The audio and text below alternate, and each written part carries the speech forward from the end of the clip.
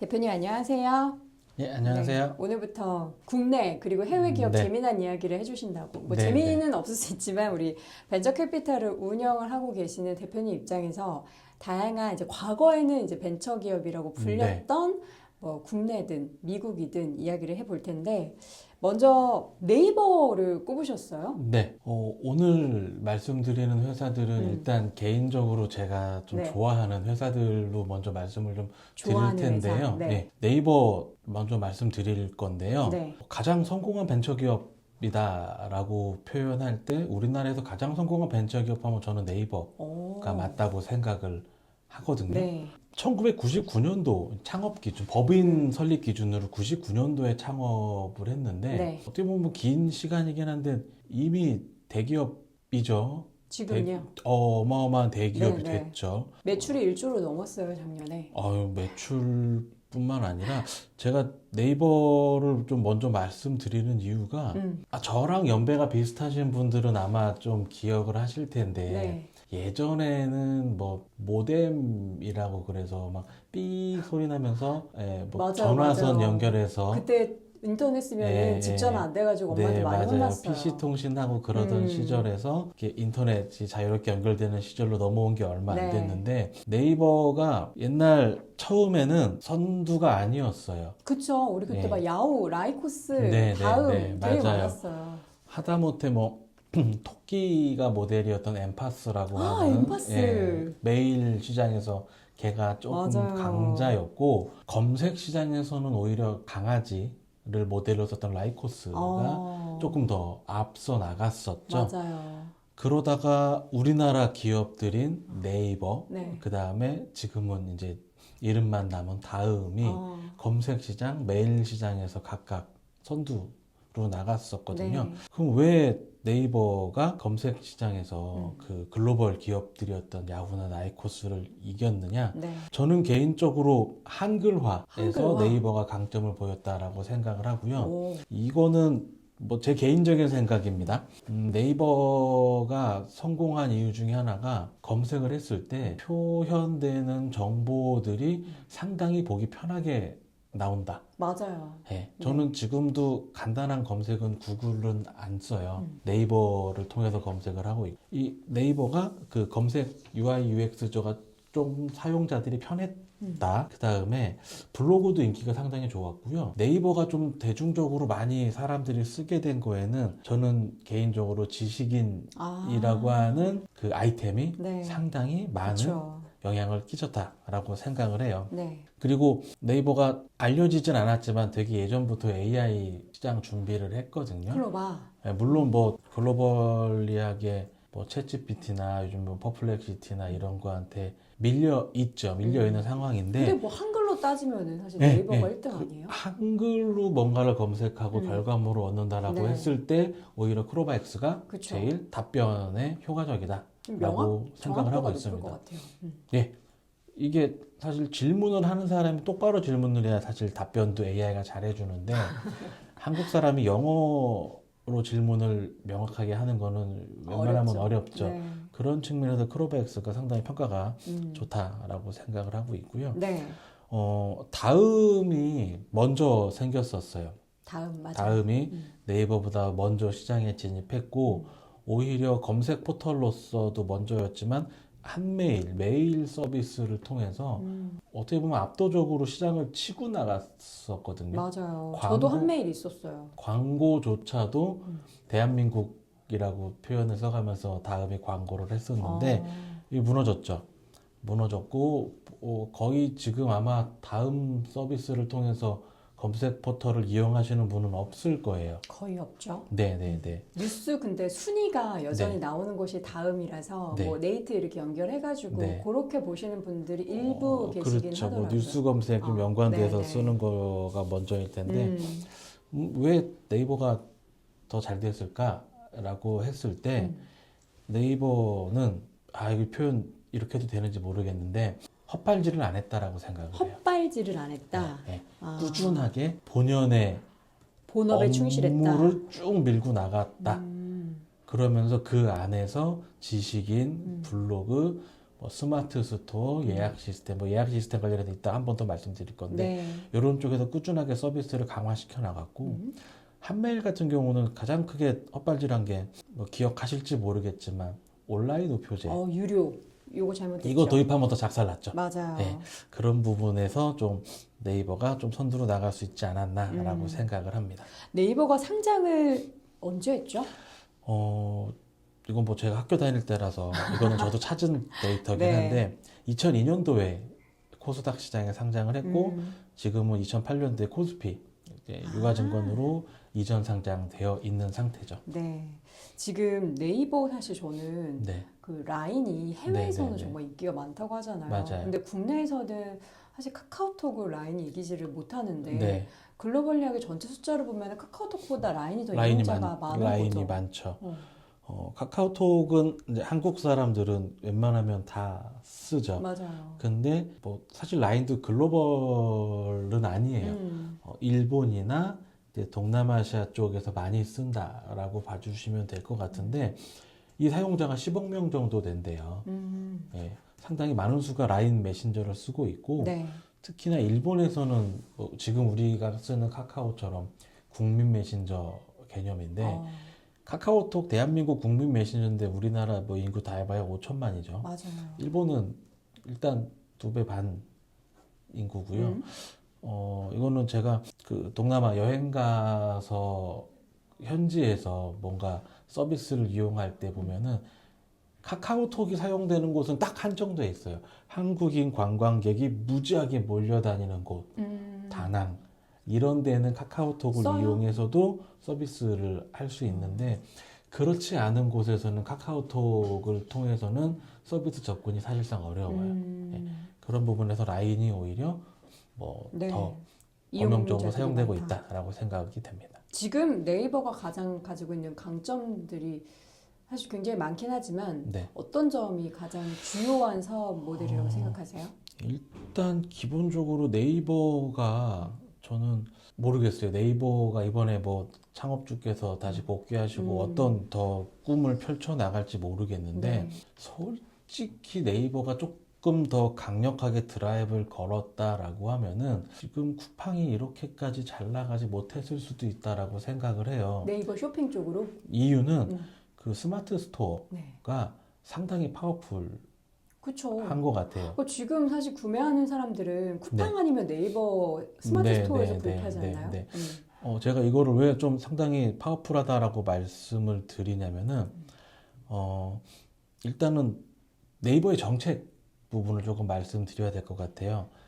제가 개인적으로 식당 예약하거나 미용실 예약할 때 네이버 지도를 써요. 저도요. 예, 네이버 지도를 켜고 거기에서 내가 가고 싶은 곳을 골라서 예약을 하고 있어요. 근데 이 서비스가 다음도 카카오도 있어요. 맵 있죠, 있어요. 똑같이. 근데 와, 이 회사가 참 정책적으로 다르다라고 하는 걸 제가 결과적으로 느낀 게 네. 한 3년 정도 된 것 같은데 그때 이제 한창 막 공유 서비스 플랫폼 기업들이 막 이제 성행할 때였는데 공유 미용실 업체를 제가 한번 탐방을 간 적이 있었어요. 미용실? 예, 예. 공유 미용실 탐방을 가서 이런저런 얘기를 하다가 예약 관련된 부분에서 얘기가 나왔는데 네. 야, 이거 수수료 차이가 어마어마하더라고요.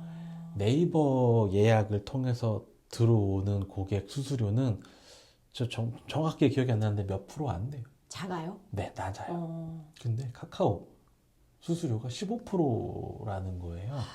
카카오는 수수료가 다. 그래서 제가 와, 그럼 카카오 예약을 손님은 같은 돈을 내는 건데 매장 입장에서 그럼 카카오 예약을 손님을 받아버리면 매출이 확 줄어버리는 효과가 있죠. 네. 매출이 확 줄어버리다 보니까 당연히 사장님들이 네이버 예약 위주로 그럼요. 예, 손님을 받는 게 합리적이다 그럼요. 라고 생각이 되더라고요.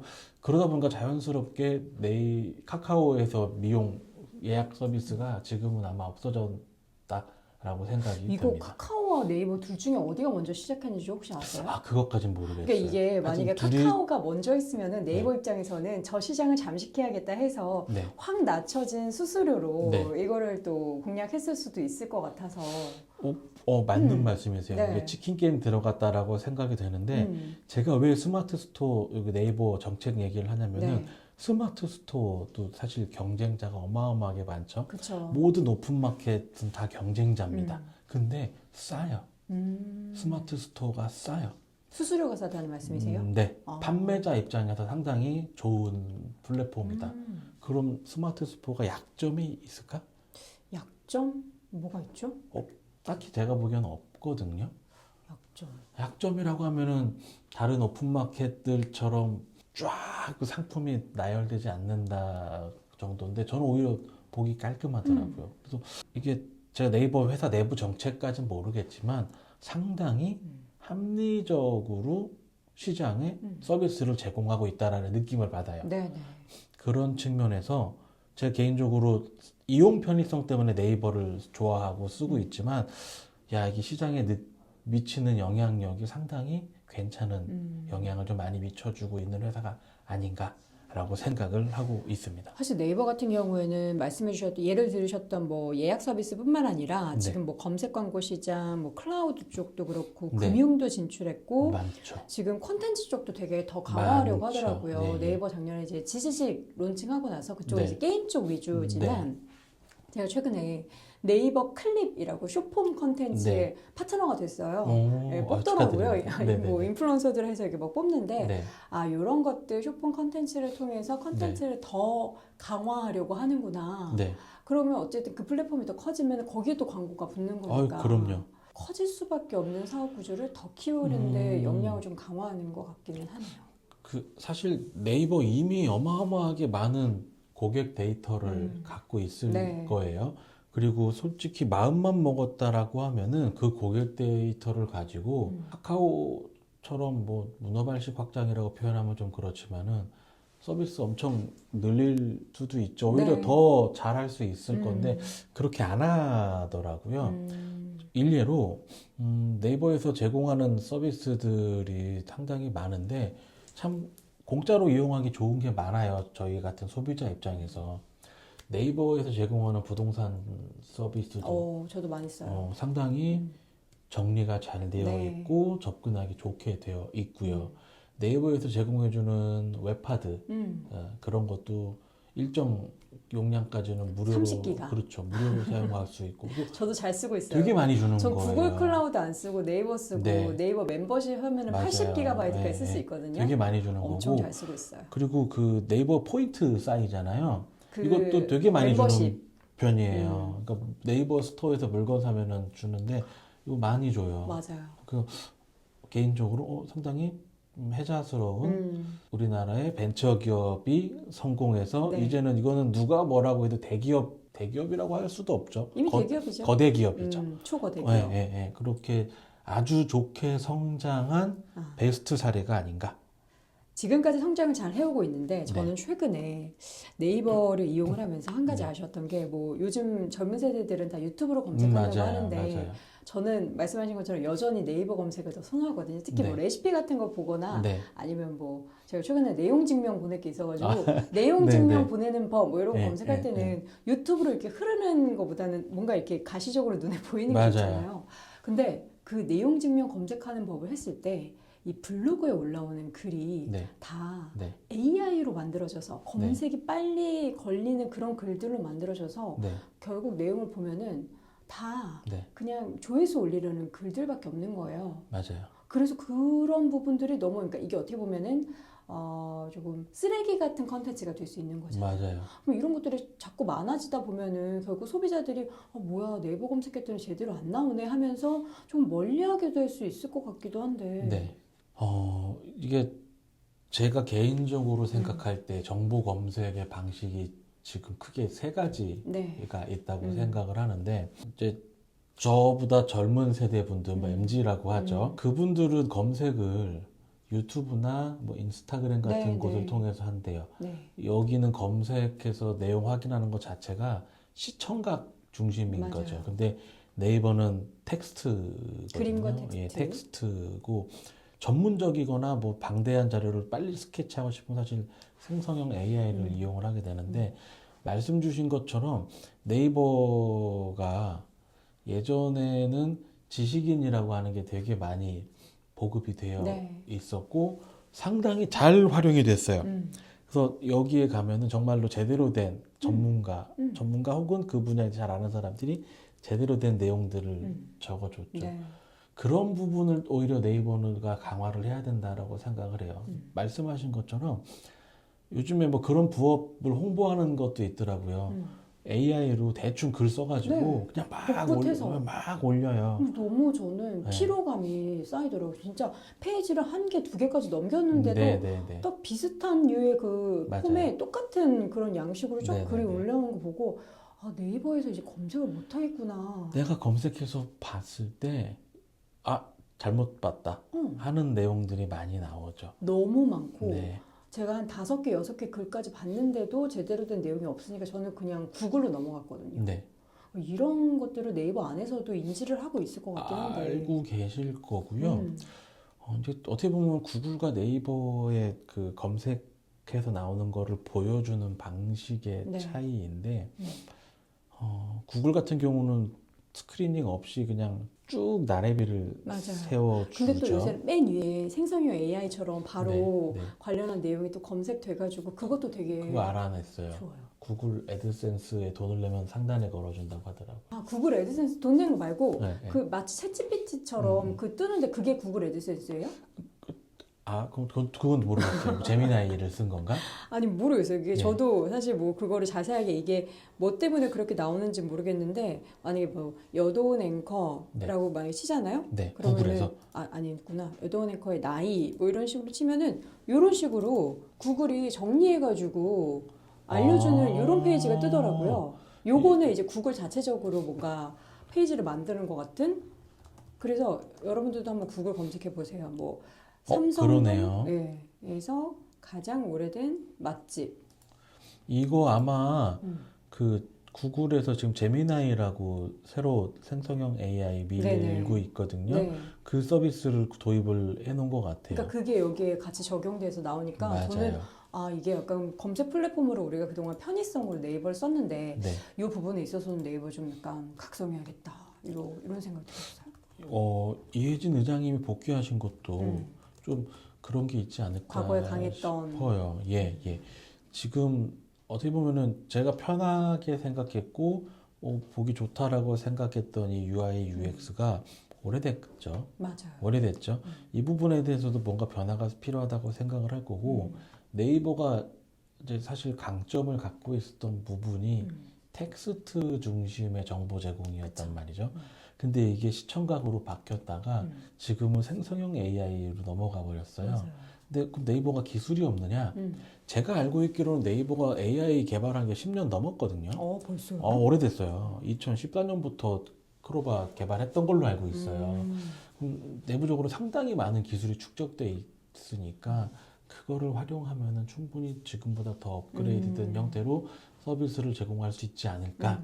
그리고 앵커님도 저도 느꼈던 가장 큰 최근의 불편함은 정보를 검색을 했을 때 쓸데없는 게 너무 많이 나온다. 맞아요. 불필요한 불명확한 정보가 제공이 된다는데 그런 거를 좀 걸러내 주는 것들도 반영이 되지 않을까 생각을 하고 있습니다. 그러면은 대표님, 네이버가 지금까지 지금 20년 넘게 기업을 운영을 하고 있는데 네. 뭐 어쨌든 지금까지는 계속 성공 사례로 평가를 받을 수 있겠죠. 네. 어떤 점이 가장 대표님 느끼시기에는 네이버의 드라마틱한 성장, 변화라고 생각하세요? 네이버가 이거는 이제 순전하게 제 개인적인 의견입니다. 네네. 우리나라에서 토종 기업이 한번 뒤에 또 얘기할 것 같긴 한데 토종 기업이 글로벌 기업들을 제끼고 업계 선두로 올라간 사례가 많지 않아요. 국내에서. 네, 많지 않아요. 많지 않은데 월마트랑 까르푸를 작살내고 지금은 어렵지만 이마트도 네네. 그 위치에 올라갔었고 맞아요. 네이버가 뭐 엠파스, 라이코스, 야후 같은 글로벌 기업들 다 제끼고 선두가 된 건데 그 선두가 된 거에는 집중을 한 게 있다고 봐요. 한글 특화해서 그쪽으로 포커싱해서 네. 한글로 검색한다? 거기에 대해서 가장 정확도 줄 수 있는 거, 그 다음에 남들이 제공하지 않았던 지식인이라고 하는 조금 더 정확한 정보를 제공하기 위해서 노력했던 것, 그 다음에 그렇게 모인 고객들한테 제공하는 서비스, 뭐 스마트 스토어라든지 예약이라든지 요즘에 뭐 파이낸싱 서비스라든지 이런 것들이 사용자 입장에서 상당히 낮은 비용 혹은 공짜로 이용할 수 있게 서비스를 제공하고 이거 상당히 많은 돈이 들어갈 맞아요. 거거든요. 이런 부분에서 네이버가 고객 이탈은 저는 네이버 고객 이탈은 많지 않다라고 보고 있어요. 저도 계속해서 쓰고 있고 그쵸. 구글을 또 쓰지만은 그런 측면에서 새로운 뭔가의 혁신적이지 않더라도 기존의 강점을 계속해서 강화해 나간다라고 생각을 하고 있고 그런 측면에서 이번에 창업주의 복귀를 기반으로 해서 한 단계 조금 더 좋아지는 방향으로 가지 않을까라고 생각을 하고 있습니다. 투자의 관점에서 본다면 만약에 상장 주식은 투자하지 않으시는 대표님이시지만 아니요, 투자를 하지 않는 게 아니라 어. 몰라서 못해요. 몰라서요. 예, 상장 주식을 모르셔서 못한다고. 몰라서 못하는 겁니다. 볼 줄을 모르는 거죠. 응? 볼 줄을 모르는 그게 거예요. 무슨 말이죠? 너무 봐야 될 게 많아요. 아, 예. 그래서 못해요. 일부러 안 하시는 게 아니고요? 네, 하긴 해요. 어. 근데 이게 또 볼 만한 기업이 있으면은 하죠. 또 기회가 오면 예, 하는데 예, 볼 게 너무 많아서 예. 안 하신다? 네. 아, 봐야 그렇군요. 되는 게 더 많다라고 생각해요. 저는 상장 기업들이. 네이버는 어떻게 보세요, 그럼? 솔직하게 네. 네이버 같은 회사들은 음, 목돈을 한 번에 집어넣는다라는 개념보다는 저축식으로. 요즘에 그거 되게 잘 되어 있더라고요. 주식 모으기. 네네. 예, 그런 형태로 가져가면 장기적으로. 될 것 같다. 왜 제공할 수 있는 서비스가 많아요. 그쵸. 예, 근데 제 느낌에는 폭리를 취하고 있지는 않은 것 같은데 얼마든지 기회를 엿보고 있는 것 같다라는 생각을 하고 있습니다. 알겠습니다. 기존의 강점이었던 그 서비스가 지금 약간은 조금 구조물이 생긴 것 같은데 그 부분이 조금 개선되고 그리고 가지고 있는 다양한 사업에 있어서의 강점을 더욱더 부각시킨다면 네이버는 기대해 볼 부분들이 많을 것 같습니다. 네. 저는 블루버스 김세현 대표와 함께했습니다. 고맙습니다. 네, 감사합니다.